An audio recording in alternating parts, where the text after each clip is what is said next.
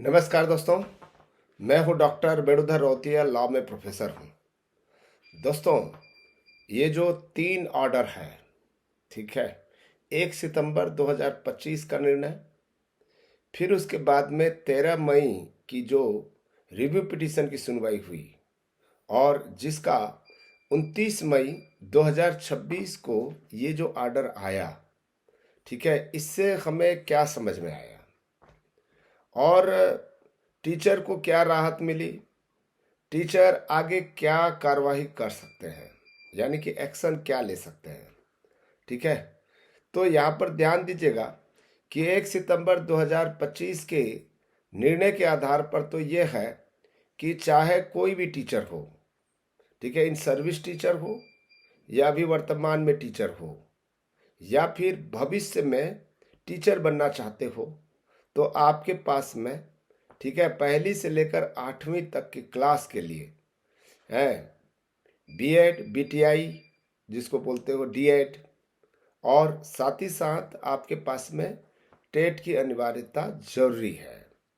ठीक है, तो 1 सितंबर 2025 के निर्णय को हमने जो है 69 रिव्यू पिटीशन सुप्रीम कोर्ट में ये दायर किया गया था और जिसकी सुनवाई जो है 13 मई को हुई।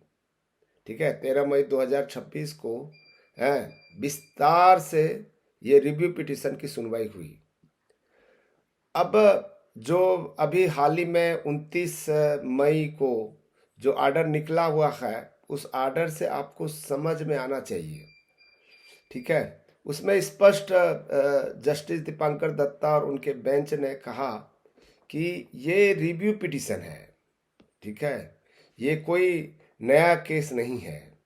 रिव्यू पिटीशन में क्या होता है कि जो पहले निर्णय दिया गया रहता है उसमें कोई कमी है क्या, ठीक है, उसमें कोई ना कोई कमी हो, लीगल कोई क्वेश्चंस हो। रिव्यू पिटीशन का एक एक उदाहरण मैं आपको बता रहा हूं। ठीक है, मान लीजिए अखिलेश कुमार नाम है, ठीक है, और अखिलेश सिंह लिखा गया। ठीक है, अखिलेश सिंह लिखा गया, तो ये अखिलेश कुमार और अखिलेश सिंह दो नाम अलग अलग हो गया।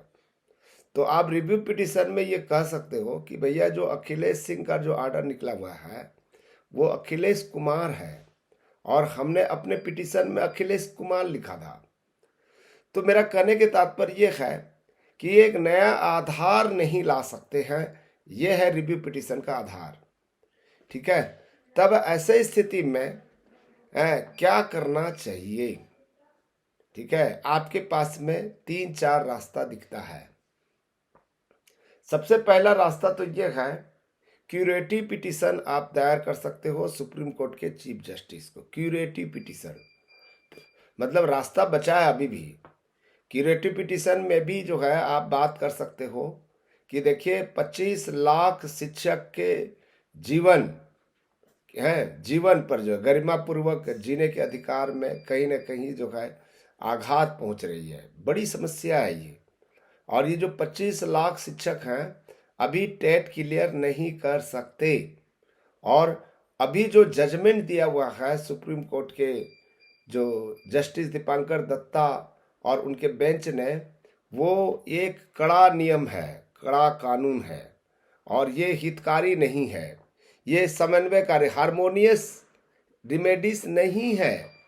ये कहकर जो है आप जो है इस पर राहत प्रदान करें तो क्यूरेटिव पिटीशन में, ठीक है, ये बात को ले जा सकते हो।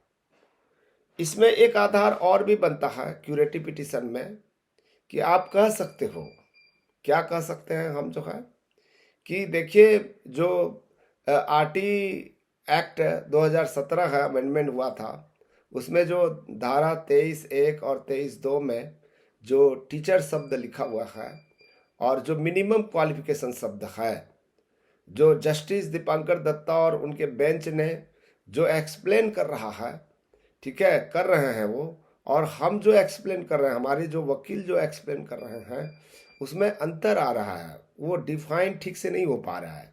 ठीक है, और हम इतने साइटेशन देने के बाद भी रिव्यू पिटीशन हमारा खारिज हो गया है, तब ऐसे स्थिति में आप जो है इसको क्लियर करिए। अभी भी क्लियर नहीं हुआ है, प्रश्न चिन्ह लगा हुआ है, तो क्यूरेटिव पिटीशन दायर कर सकते हैं। क्यूरेटिव पिटीशन अंतिम अंतिम पिटीशन माना जाता है और ये आपका अधिकार है, ठीक है। और ये करते ही हैं। रिव्यू पिटीशन खारिज होने के बाद में एकमात्र क्यूरेटिव पिटीशन ही आधार बनता है, इसके अलावा और कोई आधार नहीं है सुप्रीम कोर्ट में, ठीक है। तीसरा चीज है आप कर सकते हैं, अब संसद बहुत बड़ी हथियार का प्रयोग कर सकता है, अब संसद के पास में है। दीपांकर दत्ता जो जस्टिस साहब है और उनके जो बेंच है, जो निर्णय सुनाया हुआ है, ठीक है, उस निर्णय को शिथिल करने का कार्य केवल संसद के पास में है। शेड्यूल 9 में रखा जा सकता है या 2017 के जो आरटी एक्ट है उसमें संशोधन कर सकता है। क्या संशोधन करेगा, ठीक है। अभी राज्यसभा में प्राइवेट बिल आया था, आपको पता है, प्राइवेट बिल, ठीक है। वो प्राइवेट बिल जो है करेक्ट है। यदि वो प्राइवेट बिल को ही जो है संसद ने दोनों सदन में पारित कर दे, यानी कि सरकार की तरफ से लाए और उसमें अमेंडमेंट करे, ठीक है, तो आपको राहत मिल सकता है। अच्छा, आपको पता होगा कि जब पश्चिम बंगाल चुनाव हुआ था, उसमें हमारे जो देश के शिक्षा मंत्री हैं ने भी घोषणा किया था कि हमारी सरकार बनाई जाए, ठीक है। जैसे आप हमारी सरकार बनाएंगे, आपके समस्या का समाधान करेंगे।